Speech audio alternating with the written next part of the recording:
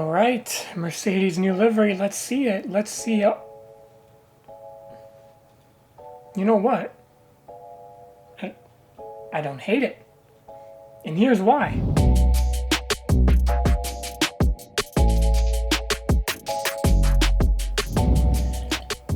Gotta take a sip of water, cool myself off before this one, because I know I'm gonna get a lot of heat for it, and I'm kind of okay with that. Now, I want to get ahead of this at the beginning of this video. I want to preface this whole thing by saying I do not like the 2021 Mercedes livery.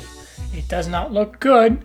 I don't mind it. It's definitely a step back from their 2020 car.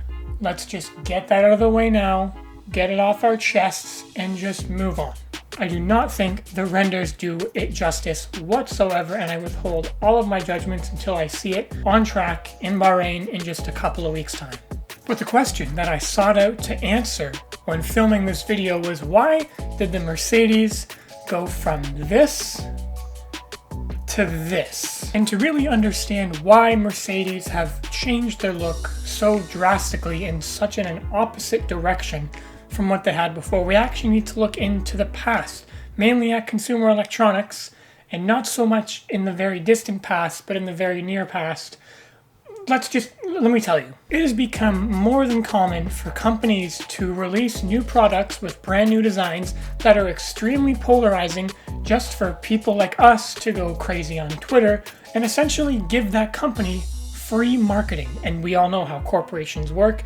Anything that can be done for free, they'll do. They are able to single-handedly get hordes of people to not only talk about the product that they're releasing, but post pictures of it all over social media and just plaster everyone's feeds with their product. It's kind of genius, and it's completely free. Why wouldn't you? Take, for example, the iPhone 11 Pro by, obviously, Apple, which I happen to have right here in that beautiful MKBHD icon skin. You gotta love that little hit.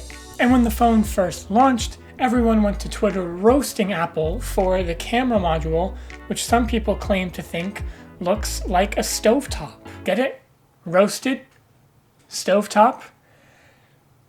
No, that one didn't work. But anyways, the iPhone 11 and iPhone 11 Pro were the most shipped phones in 2020. Need I say more?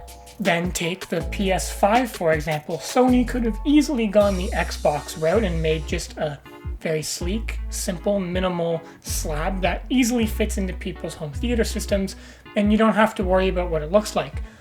But instead they made what actually is a massive white router-looking thing that looks like it belongs on the set of the next Tron movie, and people absolutely destroyed it on Twitter, and thus free marketing for Sony.